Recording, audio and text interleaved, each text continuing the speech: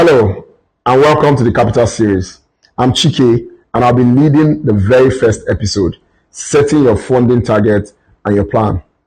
This series is all about helping founders and growing businesses navigate the funding journey with clarity and confidence. Over the next few episodes, you will hear from different experts who will break down key steps of raising capital, from targeting the right investors and structuring your pitch and everything in between. But before you can pitch to anyone or even any investor, you need to answer one big question. How much do I actually need for my business? That's where setting your funding target and creating a clear plan now comes in. Now, once you understand how your startup stage matches the interest level of investors, the next step is to figure out exactly how much to raise and how you need to plan for your raise. For some perspective and examples, back in 2013, the median angel round ranged from about $500,000 to about $700,000. But angel rounds can be as small as $10,000 or as high as $2 million or more. So now you see that funding isn't just about a one-size-fits-all. Different startups have very different capital needs. Most startups don't raise everything all at once. They raise funding in stages. Especially in the early stage, founders convince investors to take on high risk. That first check is used by the company to create proof. That's a proof that there's a real market for what their startup is building.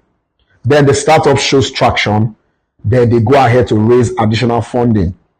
Each round helps the company move closer to profitability and hopefully a successful exit. So remember, investors aren't just funding your product. They are funding your journey towards proof and growth. But of course, not every startup needs the same amount of money. There are low-cost startups like web and software startups that can actually launch and attract paying customers with very and minimal invested capital. This will help keep the founders fed, housed, either for a few months, and they can actually ship a very good-looking product and put it in the hands of their users. This kind of model is adopted by startup accelerators like Y Combinator, Techstars, and the likes. And they are built on small investments that help founders prove their ideas quickly. You also have high-cost startups.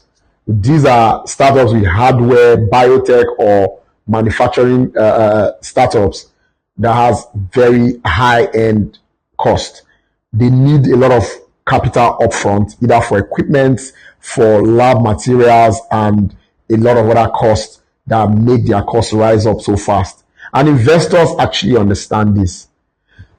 The key is to be honest about which category your startup fall under and know the funding target to go for.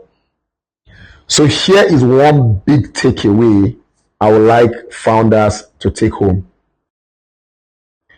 Match your funding target to your startup stage.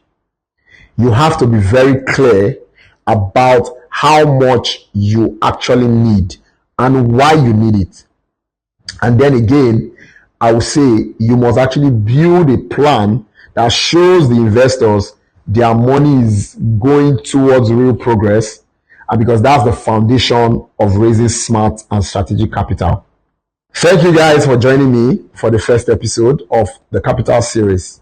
Next up, you'll be hearing from Gloria, who will take us deeper into the next stage of how you can plan for your funding journey.